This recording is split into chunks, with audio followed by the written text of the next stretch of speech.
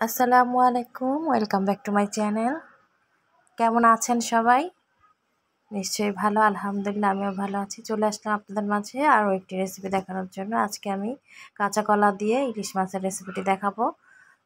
তো আপনারা প্লিজ একটি লাইক দিয়ে ভিডিওটা দেখা কন্টিনিউ করবেন, দেখে নেবেন। আর এখানে আমি কিন্তু কাঁচা কলা কেটে হলুদ মেখে নিলাম। হলুদ আর লবণ মেখে রেখে দিব 10 মিনিটের জন্য, না হলে কিন্তু কাঁচা কলাটা একেবারে কালো হয়ে যায়। আর এই যে এখানে একটা প্যান বসিয়ে দিয়েছি, আর মাছটা তো লবণ মেখে রেখে দিয়েছিলাম। তেলটা দিলাম, তেলটা গরম হতে প্রায় 2-3 মিনিট সময় লাগবে। তেলটা গরম হয়ে গেলে পরে আমি এর মধ্যে কিন্তু পেঁয়াজ কুচি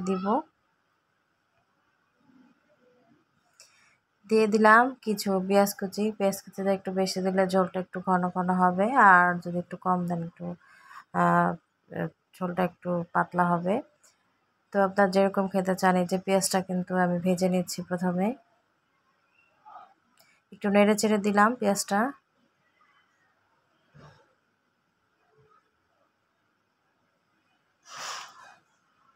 ইলিশ মাছ এমন একটি মাছ, সেটা দিয়ে যা দিয়ে রান্না করি আসলে তা দিয়েই ভালো লাগে। তবে আমার একটু বেশি ফেভারিট কাঁচা কলা দিয়ে রান্না করলে।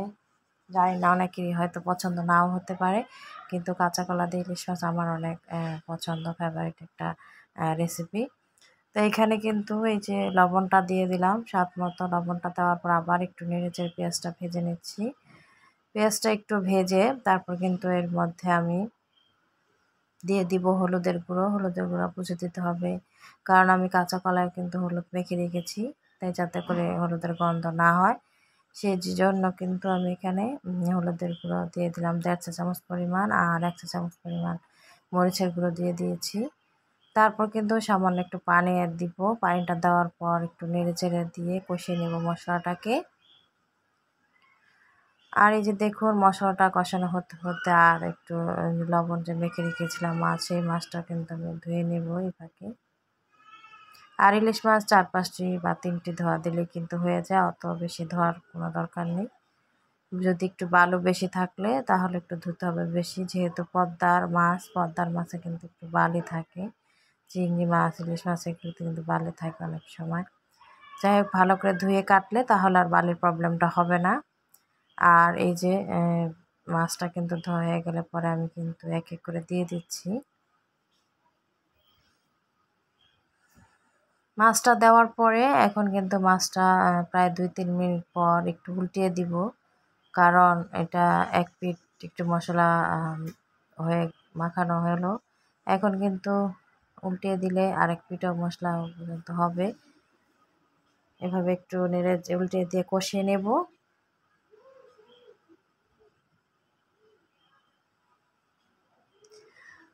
এভাবে আরও 2-3 মিনিট কিন্তু আমি রাখবো।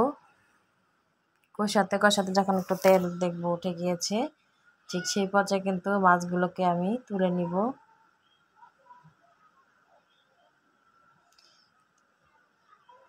এই যে দেখুন, আমি এমনভাবে নাড়ছি যাতে করে পেঁয়াজটা লেগে না যায়, এরকমভাবে।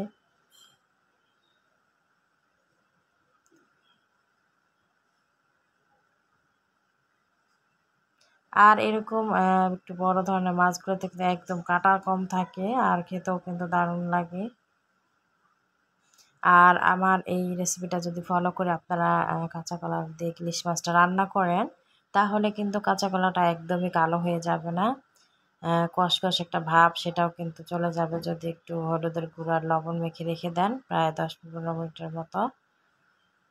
এই যে মাছগুলো কিন্তু আমি তুলে নিলাম।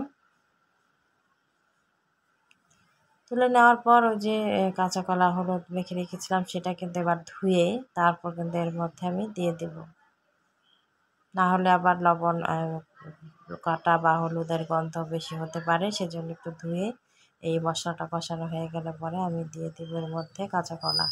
আর কাঁচা কলা যেহেতু আমি সেদ্ধ করে নেইনি, তো এটাকে কষিয়ে পানির পরিমাণটা একটু বেশি দিতে হবে। এখন আমি কষিয়ে নিচ্ছি, নেড়ে চেড়ে উল্টে পাল্টে দেবো।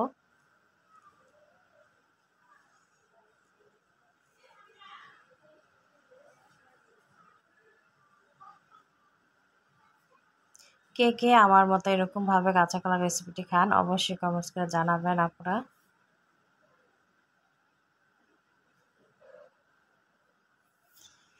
আমার প্রিয় প্রিয় আপুরা আমাকে অনেক সুন্দর কমেন্ট করেন, আর এই কমেন্টে কিন্তু আমি খুব খুব খুব খুশি হয়েছি। আর আপনাদের এক একটা কমেন্টে আমার পরবর্তী একটি ভিডিও বানাতে অনেক অনেক উৎসাহ যোগায়। দেখুন আজকে ভেবেছিলাম ভিডিও দিব না, কিন্তু এই যে আপনারা কমেন্ট করে এত সুন্দর উৎসাহ দিয়েছেন, তাই কিন্তু আবারও চলে এসেছি আপনাদের মাঝে। তো এই যে দেখুন কষানোটা কিন্তু কথা বলতে বলতে অনেকটাই হয়ে গিয়েছে। আর কাঁচকলাটা অবশ্যই এই পর্যায়ে অনেকক্ষণ ধরে কষিয়ে নিতে হবে, তাহলে কিন্তু খুবই ভালো লাগবে, একটা সুন্দর কালার আসবে আর খেতেও ভালো লাগবে। নাহলে কিন্তু একটা হলুদের গন্ধ আসবে।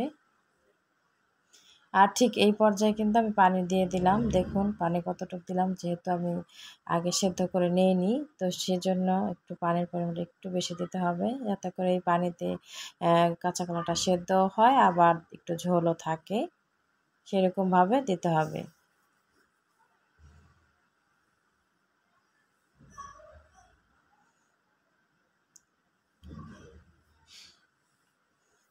তো এবার আমি হাই হিটে রেখে ঢেকে দিয়ে তারপর কিন্তু চুলার তাপটা হাই হিটে রেখে দিয়েছি। তো আপনারা এই পর্যায়ে হাই হিটে রেখে দিবেন। ফিরে এলাম 5 মিনিট পর। 5 মিনিট পর দেখুন বলক উঠে গিয়েছে। বলকটা উঠে গেলে আমি আবার একটু উলটপালট করে নেড়ে চেড়ে দিয়েছি, যাতে করে সবগুলো কাঁচা কলা সুন্দরভাবে সেদ্ধ হয়।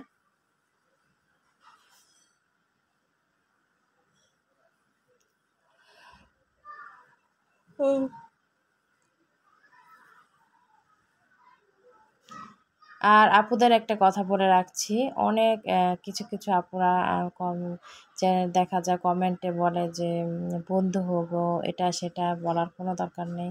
আপনি যদি আমার পরিবারের সদস্য হতে চান কমেন্ট করে যাবেন, ইনশাল্লাহ আমি আবার 24 ঘন্টা পর আপনার কমেন্টে রিপ্লাই দিব এবং যাব। তো সেজন্য আপনাদের বন্ধু হব এটা সেটা বলে কিন্তু চ্যানেলের ক্ষতি হয়। তো জেনে শুনে প্লিজ এরকম ক্ষতি করবেন না আর বলবেনও না।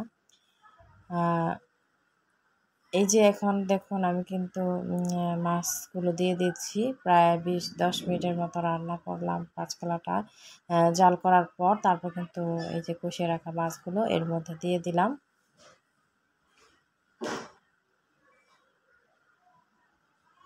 এখন দিয়ে দেওয়ার পর ঢেকে মিডিয়াম হিটে আমি আরও 10 মিনিট রান্না করব। এই যে ঢেকে দিলাম এখন। তো মাছটা হতে থাক। আর এভাবে কিন্তু আমি এতক্ষণ দেখা যায় অন্যান্য কাজ করে নিয়েছি, আর এর মধ্যে কিন্তু আমার রান্নাটা প্রায় হয়ে গিয়েছে। আপনাদের কাদের এই রেসিপিটি বেশি ভালো লাগে অবশ্যই কমেন্টস করে জানাবেন। দেখুন আঠালো আঠালো একটা ঝোল রেখে তারপরে কিন্তু নামিয়ে